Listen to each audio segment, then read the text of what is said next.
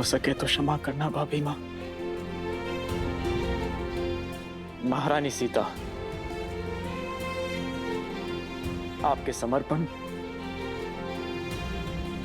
आपके त्याग और आपके बलिदान के लिए ये रघुकुल सदैव आपका आभारी रहेगा। परंतु विधि के विधान और श्री राम की आज्ञा से आज आपको एक अंतिम बार इस सिंहासन का मान रखते हुए और अपने दायित्व का निर्वहन करते हुए इस सभा के समक्ष आपको पवित्रता का प्रमाण देना होगा, अर्थात अग्नि परीक्षा देनी होगी।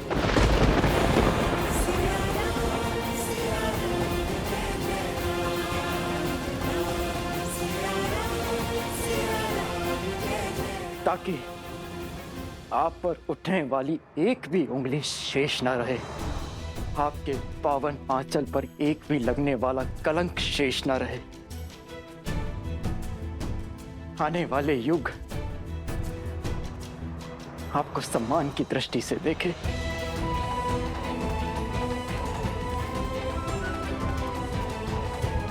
और आपकी स्मृति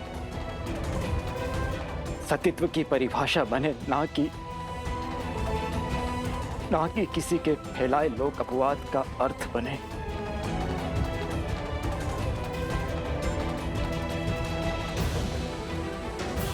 ये पाप है।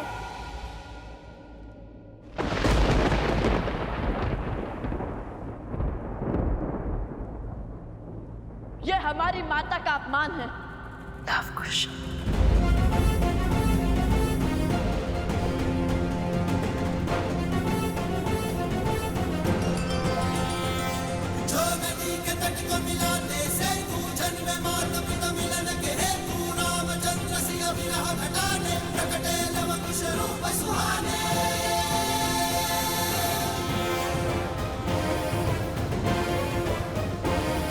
किसके कहने पर आपने रघुकुल की मर्यादा पर, श्री राम के प्रेम पर और लवकुश के अभिमान पर प्रहार किया भरत चाचा श्री? शांत हो जाइए ऋषि कुमार। राज अनुज भरत ने तो ये सब हम अयोध्या वासियों के प्रश्नों के उत्तर देने के लिए और महारानी पर लगे कलंक के छींटे मिटाने के लिए कहा था। और फिर हमारे लिए है क्यों, आपके लिए भी महारानी की पवित्रता की परीक्षा अति आवश्यक है। यदि देवी सीता की सुचिता सिद्ध होगी तभी आप अयोध्या के भविष्य बन पाएंगे, अयोध्या के भावी महाराज। समझ रहे हैं ना? अयोध्या स्वर्णहार है तो उसमें लगने वाला रत्न भी पवित्र होना चाहिए। समझ रहा हूं, सब समझ रहा हूं। आपको हमारी माता की पवित्रता का प्रमाण चाहिए। हम रघुकुल के वंशज है या नहीं, इसका स्पष्टीकरण चाहिए ना आपको।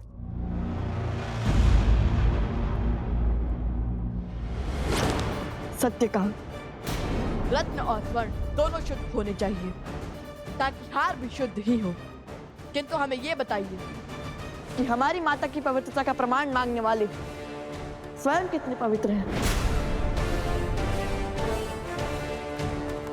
इसलिए रत्न की परीक्षण करने से पूर्व स्वयं की परीक्षण आवश्यक है। हमारी माता पर प्रश्न उठाने से पहले आपको देनी होगी अग्नि परीक्षा।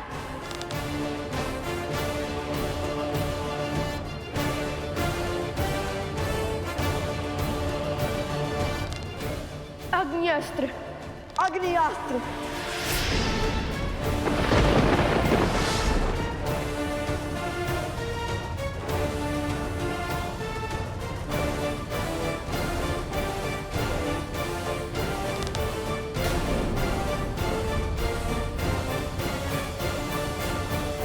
लवकुश,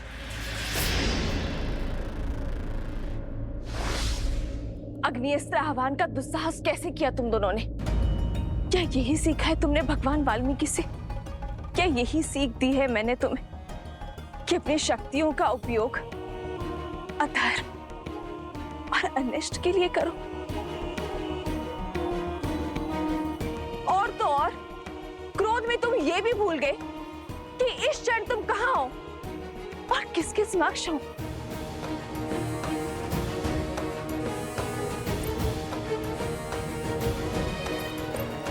ये युद्ध भूमि नहीं है, ये अयोध्या की सभा है और तुम्हारे समक्ष साक्षात मर्यादा पुरुषोत्तम अयोध्यापति रघुवंशी श्री राम है। सूर्यवंश का पावन सिंहासन है। अब तक तो केवल मेरे चरित्र पर प्रश्न उठ रहे थे, किंतु आज तुम्हारे दुस्साहस ने मेरे लालन पालन, मेरे संस्कारों पर प्रश्न उठा दिए। माता, मुझ पर इस समाज ने, इस संसार ने सहस्त्र बार प्रश्न उठाए हैं और तब तक उठाते रहेंगे जब तक मैं जीवित रहूंगी। किंतु स्मरण करो, मैंने तुम्हें क्या सिखाया था? हर समस्या का हल शक्ति से नहीं निकलता, कई बार मन और मस्तिष्क सहज कर अन्य विकल्प ढूंढने पड़ते हैं। क्षमा मांगो श्री राम से, उनके समक्ष जो तुमने दुस्साहस करने का प्रयास किया है उसकी क्षमा याचना करो।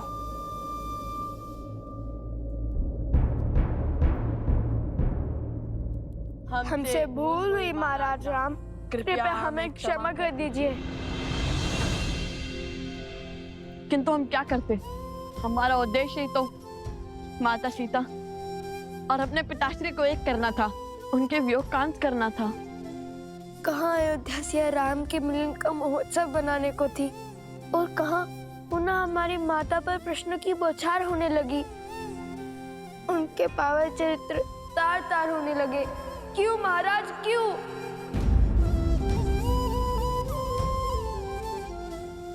तुम्हारे माता पिता अबोध नहीं है, जिन्हें पुनः मिलवाने का दायित्व तुम्हें उठाना पड़े। सियाराम सदा एक दूसरे के साथ थे, हैं और रहेंगे। आज प्रश्न रघुकुल के सिंहासन का है, मर्यादा पुरुषोत्तम की मर्यादा का है, अयोध्या की महारानी का है कि मैं तुम्हारी माता इस पावन सिंहासन पर बैठने के योग्य भी है या नहीं, कि महारानी सीता को महाराज राम के साथ इस सिंहासन पर बैठना चाहिए या नहीं। और इसी सत्य को साक्षी करने के लिए मुझसे अग्नि परीक्षा की मांग की गई है।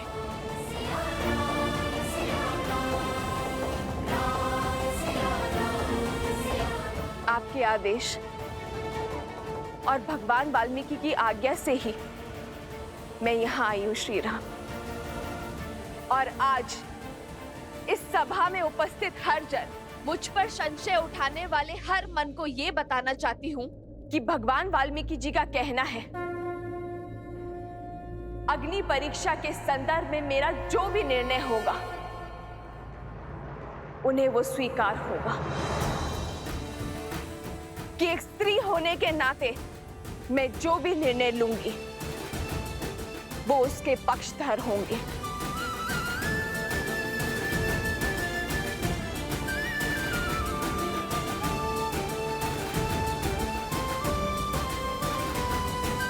और मैं जनक नंदिनी सीता अपना निर्णय ले चुकी हूं, अपना पथ चुन चुकी हूं, किंतु उस पथ पर आगे बढ़ने से पहले मैं अपने बड़ों का आशीर्वाद लेना चाहती हूं, अपने छोटों को आशीर्वाद देना चाहती हूं।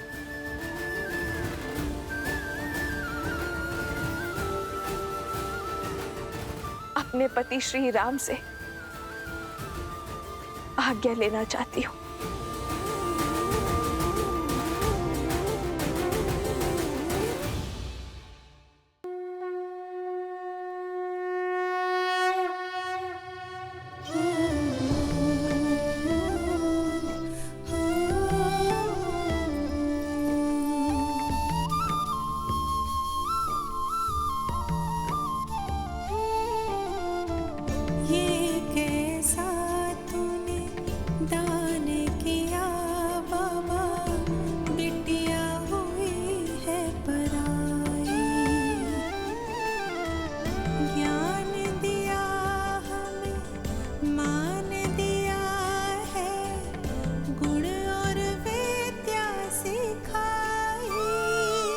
सीता, मेरी पुत्री,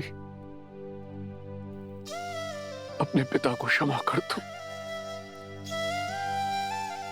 जो ना तो तुम्हें न्याय दिलवा पाया और ना ही तुम्हारी रक्षा कर पाया। तुम्हारी जैसी पुत्री पाकर मैं धन्य हो गया, धन्य हो गया मैं।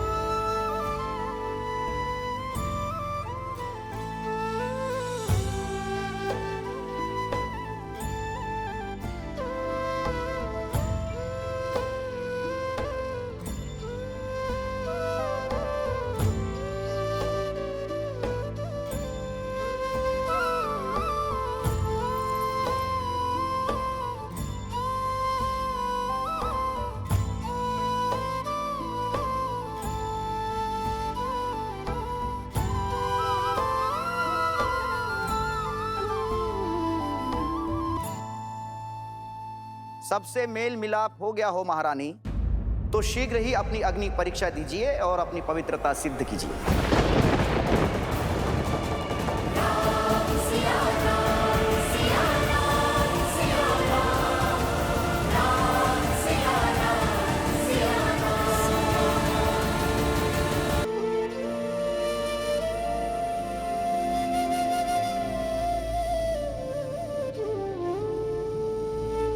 सबसे मेल मिलाप हो गया हो महारानी, तो शीघ्र ही अपनी अग्नि परीक्षा दीजिए और अपनी पवित्रता सिद्ध कीजिए।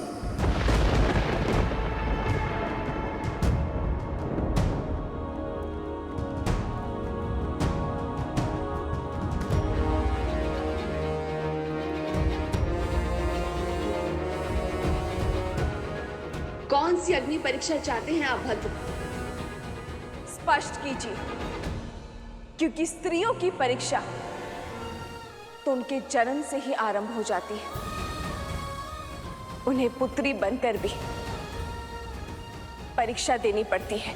कुल पुरुषों के नाम से जाना जाता है, पर उसका नाम, मान और मर्यादा की रक्षा एक स्त्री को ही करनी पड़ती है। उसकी एक भूल, एक अपराध पूरे कुल पर कलंक बन जाती है।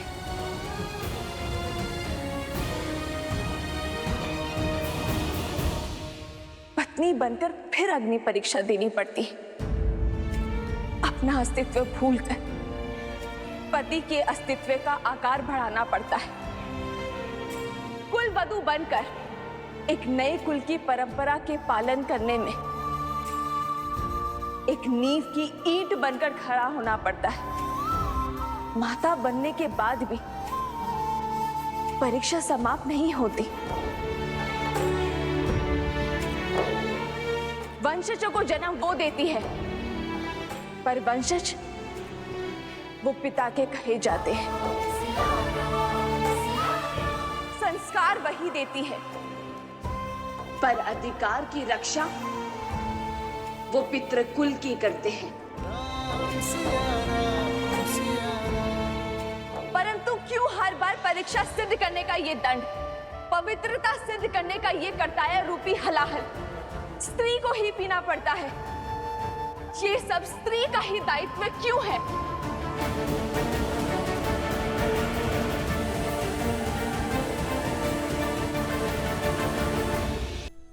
स्त्री का दमन करता पुरुष समाज है, पर वास्तविकता में इसका कारण, इसका मूल स्वयं स्त्री ही होती है। एक मां अपनी पुत्री को यही सीख देती है कि पुरुष के मन, उसकी सोच और उसके परामर्श के अनुरूप ही चलना एक सास अपने वधू को यही उपदेश देती है कि अपने पति के अस्तित्व के विकास के लिए स्वयं का बलिदान भी दे देना। ये स्त्रियों ने ही तो निर्धारित किया है कि परीक्षा सदा स्त्री ही देगी। ये उसका दायित्व है, उसका कर्तव्य है। रघुवंश आज तक स्त्री के सम्मान के लिए खड़ा रहा है।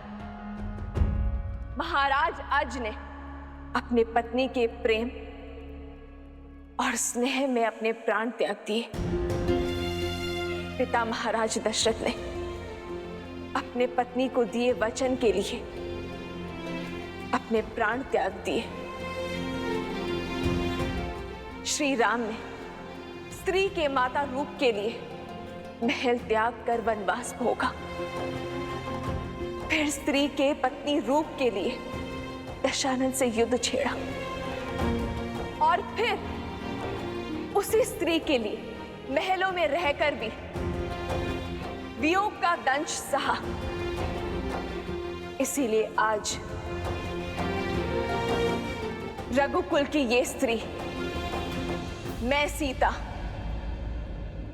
स्त्रियों के मान के लिए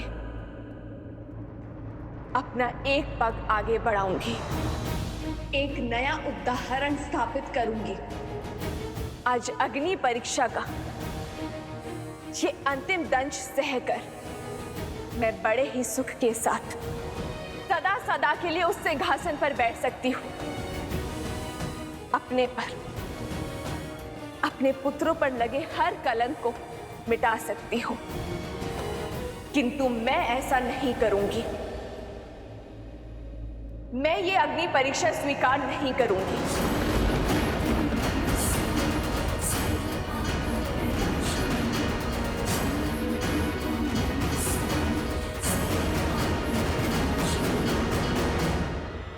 क्योंकि यदि आज स्त्री होने के नाते मैंने उस असुरी सोच के समक्ष अपना सर झुकाया, तो फिर कोई भी नारी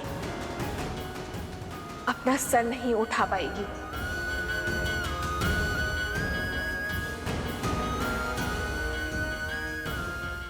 आज यदि मैंने ये अग्नि परीक्षा दी, तो मैं संसार भर की स्त्रियों का पथ दुर्बल कर दूंगी। आज मैंने यदि इस परीक्षा को सहमति दी, तो मैं नारियों के लिए वो खाई खोद दूंगी जिसमें उसके मान, सम्मान, व्यक्तित्व, अस्तित्व को फेंका जाएगा।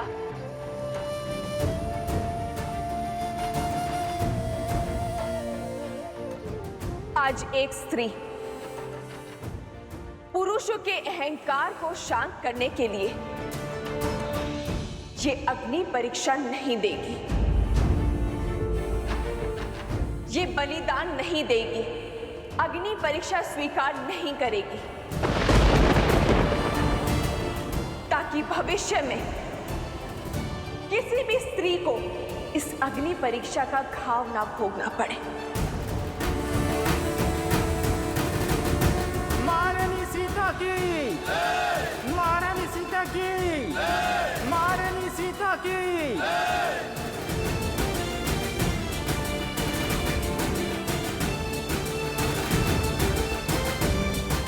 आज जो मैंने निर्णय लिया है, वो ना एक महारानी होने के नाते लिया है, ना पत्नी और ना ही माता होने के नाते। मैंने ये निर्णय केवल एक स्त्री होने के नाते लिया है। मैं सीता, श्री राम की पत्नी, रघुकुल की पुत्रवधू, पूछती हूं इस प्रकृति से, यदि मैंने अपने पूरे जीवन में अपने पति श्री राम के सिवाय किसी पर पुरुष का स्मरण ना किया, भूल से भी कभी अपने धर्म के विरुद्ध जाकर अपने पति व्रत को संकट में नहीं डाला, यदि सीता तन से, मन से केवल श्री राम की है, पृथ्वी, मुझे अभी इसी क्षण अपने गोद में संभालो।